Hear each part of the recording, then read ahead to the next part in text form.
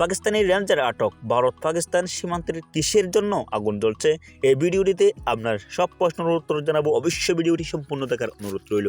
সীমান্তে হঠাৎ গুলির শব্দ, পেহেলগাম হামলার পর টানা 10 দিন ধরে উত্তেজনা, আর ঠিক তখনই ভারতের হাতে আটক হয় এক পাকিস্তানি রেঞ্জার। কিন্তু প্রশ্ন হচ্ছে কেন? এটা কি শুধু সীমান্তের উত্তেজনার ফল, নাকি বড় কোনো পরিকল্পনার শুরু? ঘটনাটা শুরু হয় পেহেলগাম থেকে, যখন 26 জন নিরীহ মানুষ সন্ত্রাসবাদীর হামলায় শিকার হন। এরপর পাকিস্তানি রেঞ্জাররা পাঞ্জাবে ভারতীয় কনস্টেবল পূর্ণম কুমার সাউকে আটক করে।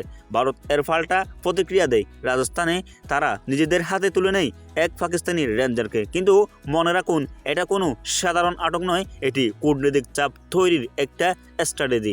যখন দুই দেশের মধ্যে সরকারিভাবে যুদ্ধ ঘোষণা হয় না, তখন সীমান্তের এমন কোনো লুকানো ঘটনা ভবিষ্যতের যুদ্ধের ইঙ্গিত দেয়। একজন সরকারি ফোর্সের সদস্যকে আটক করা আন্তর্জাতিক নিয়মের একরকম যুদ্ধ প্রচারণা হিসেবে ধরা হয়। এখন প্রশ্ন হচ্ছে, এই সংঘাত কোথায় গিয়ে শেষ হবে? আরও বড় উত্তেজনা, নাকি আলোচনার চেষ্টা হবে? ভারত এখন এমন এক কঠিন খেলায় নেমেছে, যেখানে তাদের জাতীয় নিরাপত্তা, অন্যদিকে কূটনৈতিক ভারসাম্য।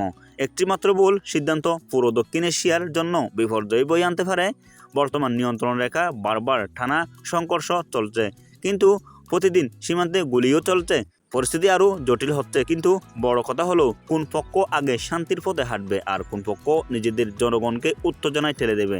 শেষ কথা একটাই, যুদ্ধের দাম সব সময় সাধারণ মানুষকেই দিতে হয়। সরকারগুলির কৌশল, বাহিনীগুলির সংঘর্ষ, এর মাঝখানে থেকে যায় শুধু ভাঙ্গাঘর আর অস্ত্র। তাই আমরা সচেতন নাগরিক হিসেবে আমাদের দৃষ্টি শুধু উত্তেজনা নয়, বরং শান্তির সমাধানের দিকে রাখতে হবে।